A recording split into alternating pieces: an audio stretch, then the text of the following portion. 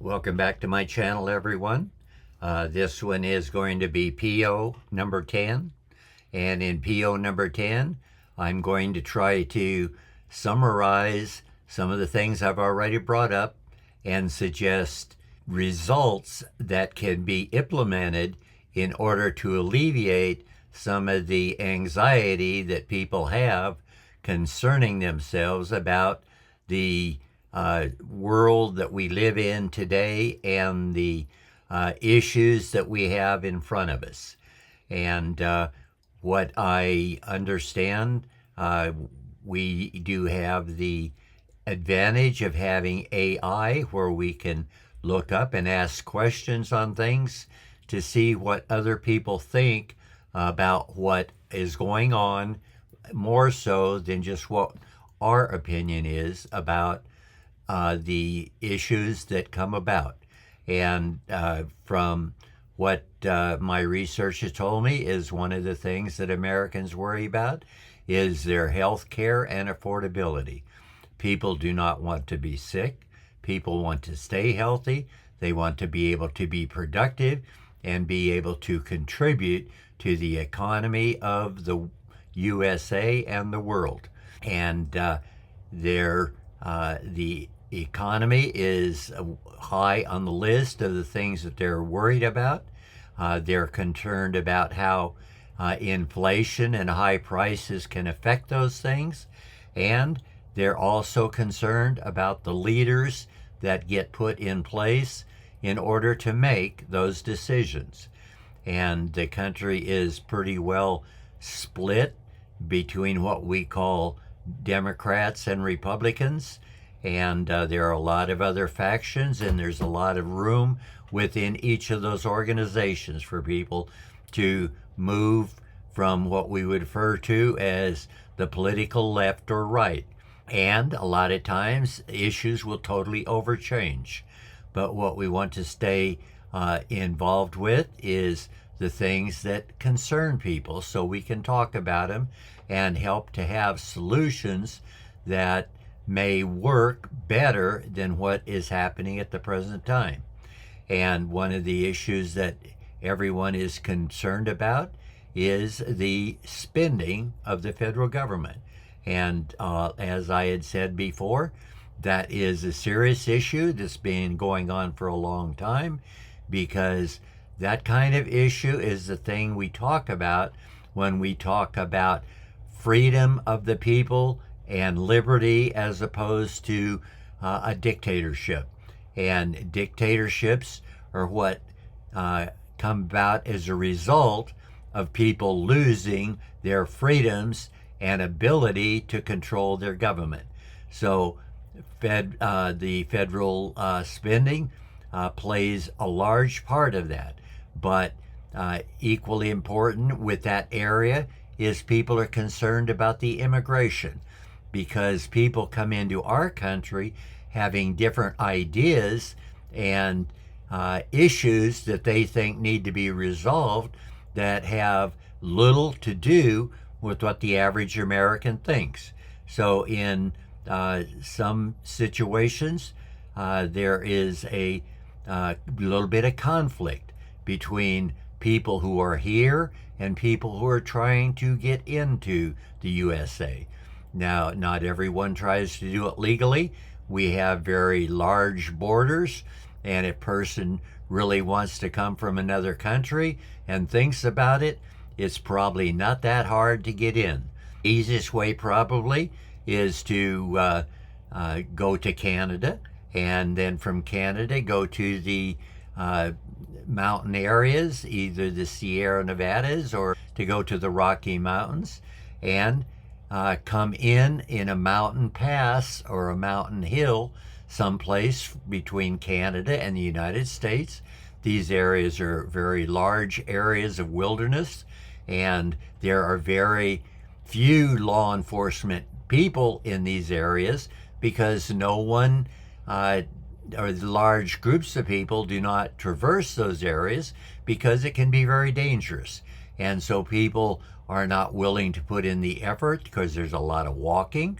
You have to eat several days And if you don't carry the food with you, you'd have to find it on the territory that you're passing. And for some people, that would be impossible. So they would be taking a chance of starving to death trying to get into the USA. So there are some natural barriers that help keep people out, and we have to be aware of what things have to be done in our government so that the people coming into America do not twist what the American people that are here want in order to make the system work for them. As I've said in a lot of my videos, I think one of the major problems that we have that has an impact on each and every one of these are the what I call professional or career politicians. The same people are in the government way too long, and that has to be the number one issue that gets changed before anything else can actually improve. If that one issue does not get dealt with by the American legislators or the American people themselves to, as I have said many times before, limit a person to 2 times in a specific office. And if the area that he's running for is going to keep him in government for more than 50% of his life, he's not eligible to even run for that position, because we do not want people in politics longer than they've had to be in outside of politics in order to understand how the country works. If you're an insider, you see things differently than the outsiders do. And if you don't experience what the outsiders are thinking of and concerned about, when you're an insider, you can do absolutely nothing to help them because you can't relate to them. They see the world differently than you. You see the world differently than they do. So what we want to do is make that change before any of the other changes will actually be very effective. But once that one gets made, and it's probably going to have to be done by the government, so that every state, and that would be the federal government, because every state has a right to make their own rules as well. But if we make a government law that says no state can have a professional politician and describe what encompasses a federal we will cannot have any professional politicians.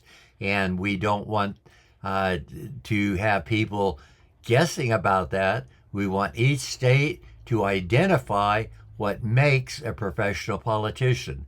And with the rules of the government and professional politicians, they should have a big enough list that if you comply with all of the federal requirements, you definitely do not have a professional politician. And then the states can add extra requirements that will even limit the amount of time that a person spends in government.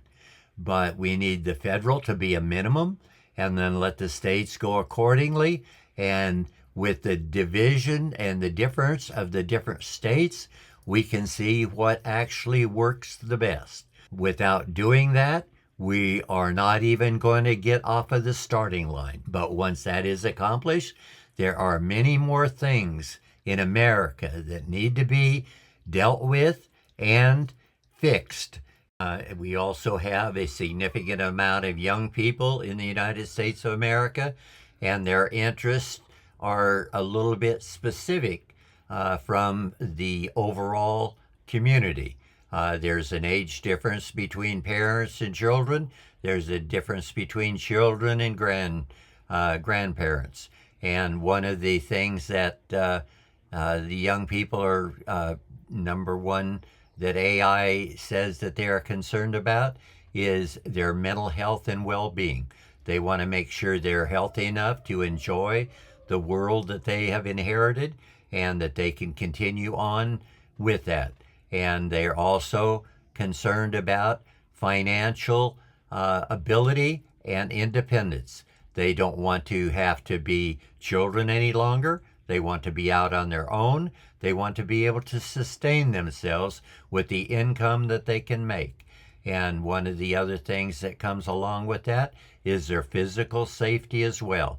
With the news the way it is, every time someone gets hit or hurt or damaged in any way, it seems to make most of the news programs.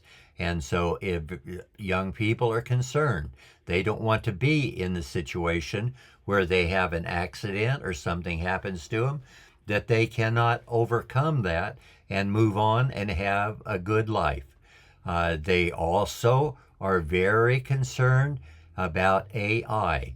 They want to understand AI, know how AI is going to help their life to become better than that of their parents and grandparents, and how to modify their beliefs in life to conform with what AI is directing would be the best thing for them to do. And they are also concerned about the connection that one human being has with another. They want to be able to relate to each other. They want to be able to talk and work out the problems.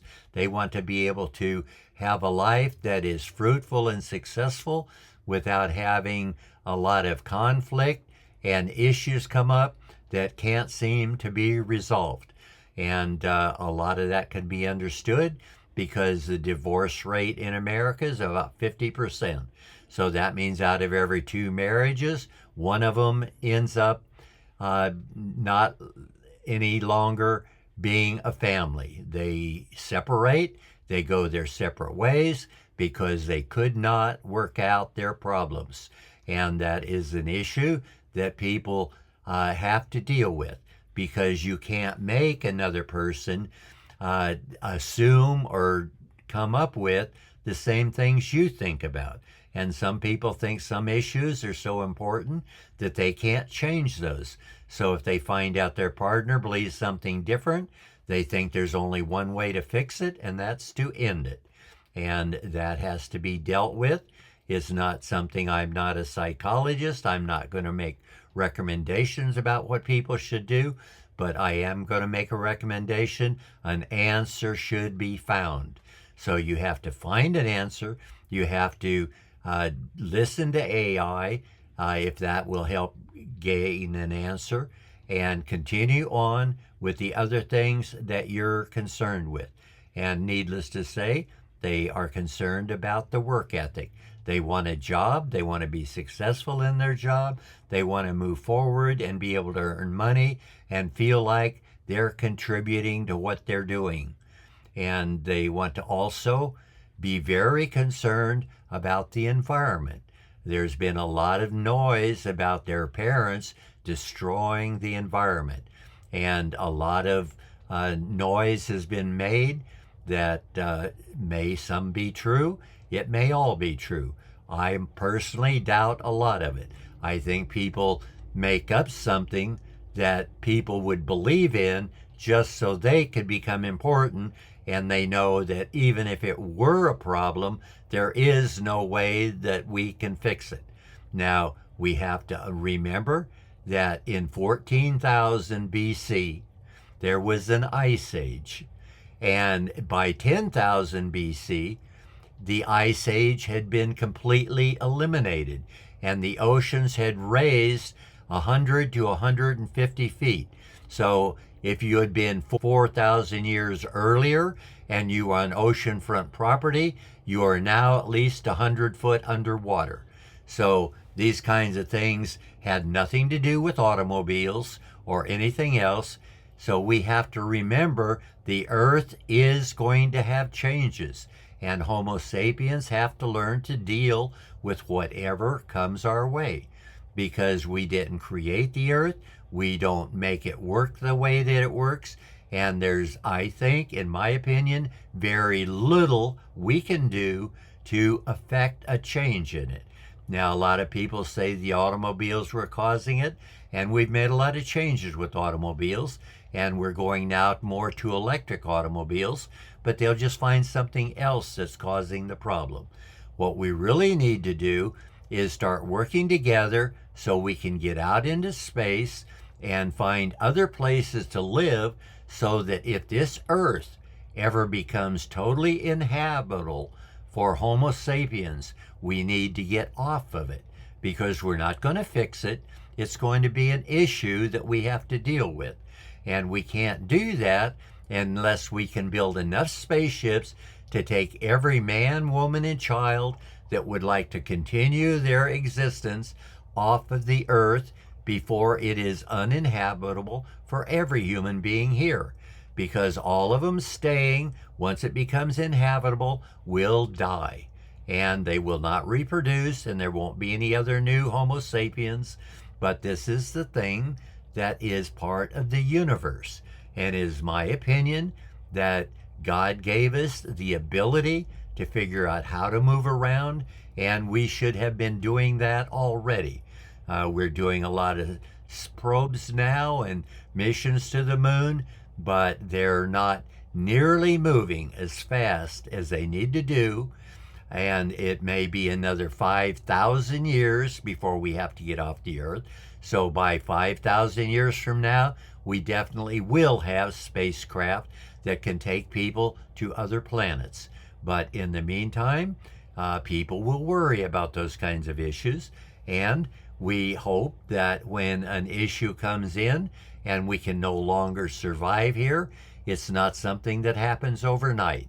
Because if it happens overnight, probably there won't be enough time to get everyone off, and there will be that many fewer people in the universe. So the young people need to be concerned about that, because it's going to be their generation that starts the ability for people to move elsewhere in the universe than only on planet Earth. And other than that, I'm going to my talk about the young people. And the other thing I'm going to mention, though, is before I end up, is that the last thing that AI said is they're looking for joy and excitement on the earth.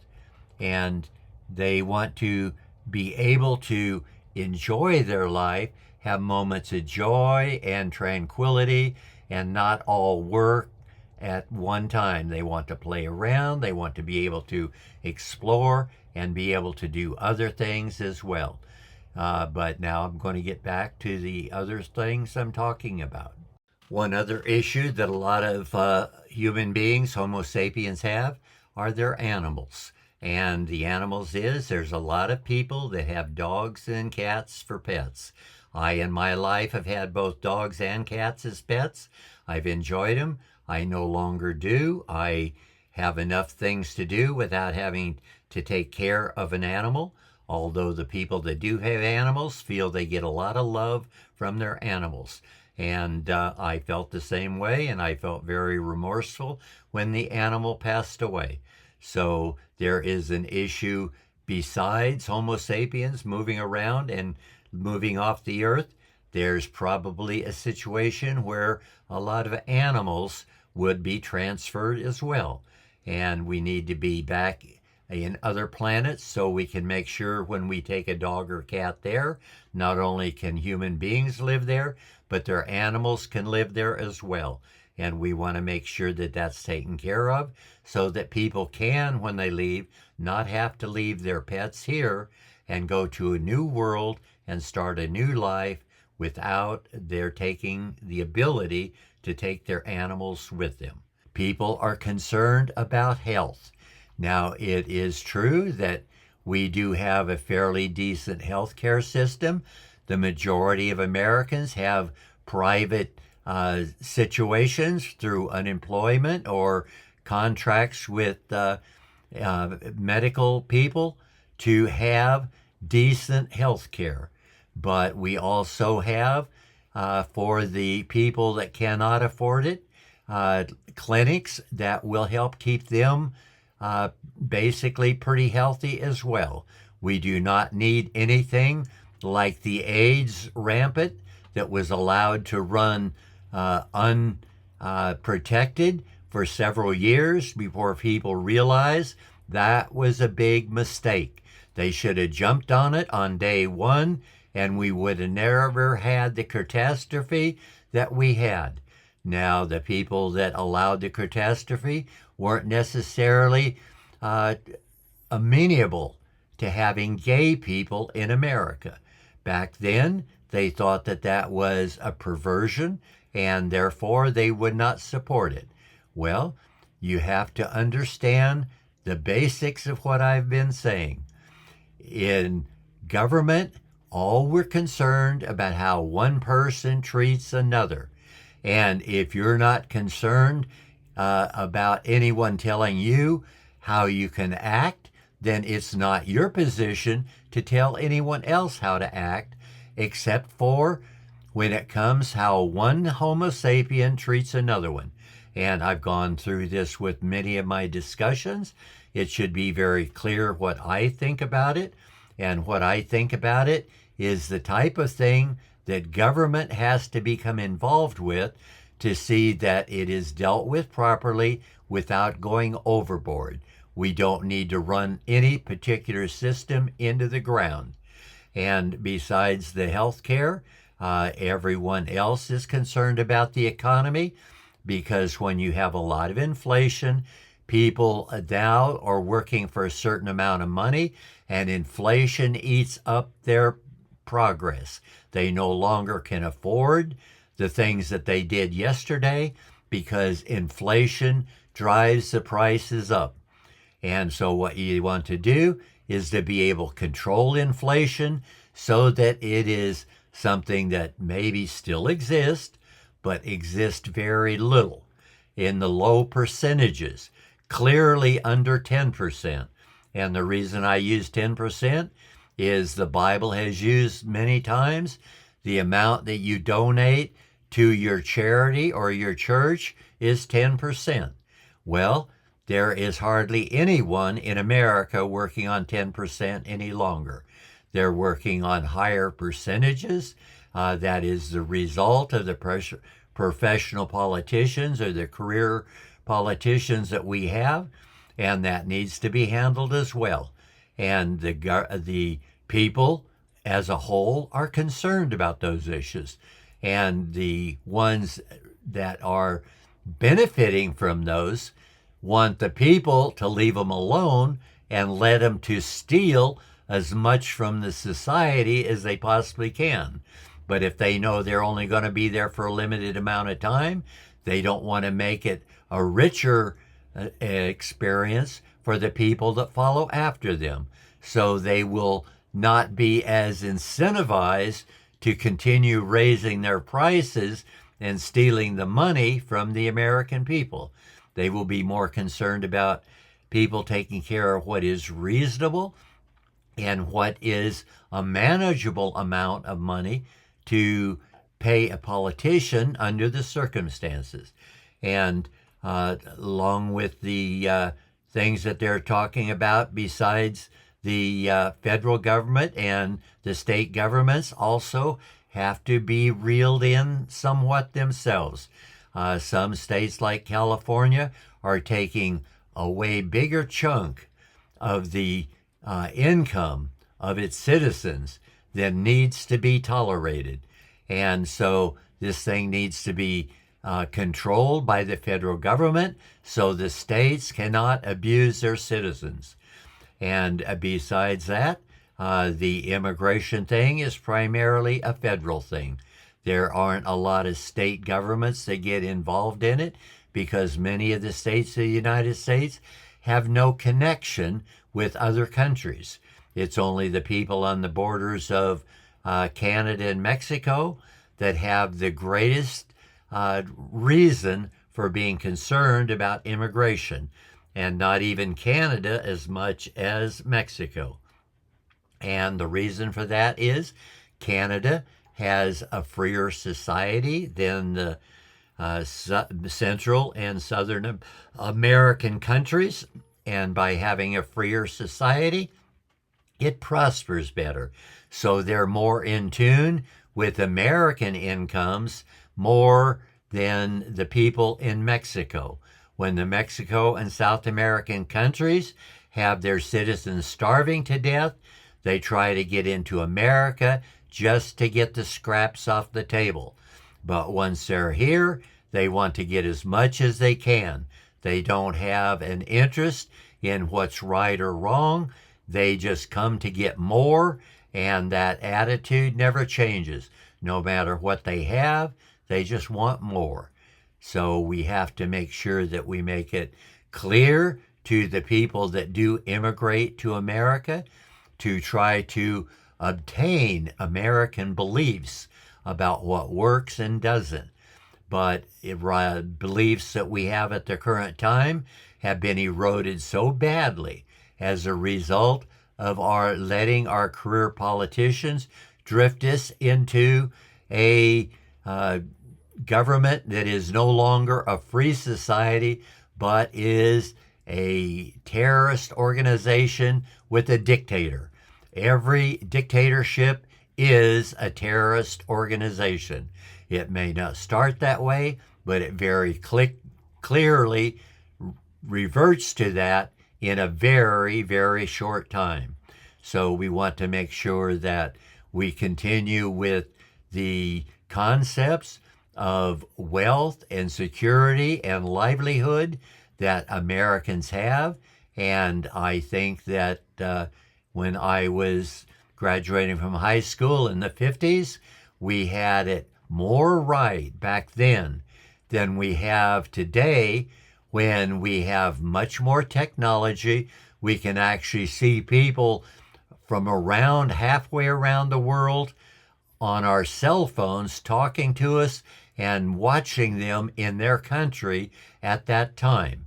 And in my lifetime, we had to worry about listening to how many rings were on the phone, because there were so many party lines that you usually, a lot of people in America, the majority, had a party line. So that meant more than one family would be on the same phone line. But now that has gone away with. The kids today don't know about that. They have their own personal cell phones they can take with them every place. And so we want to make sure that we stay on top of what is necessary for the human beings in America to continue to grow, but to progress in a free society.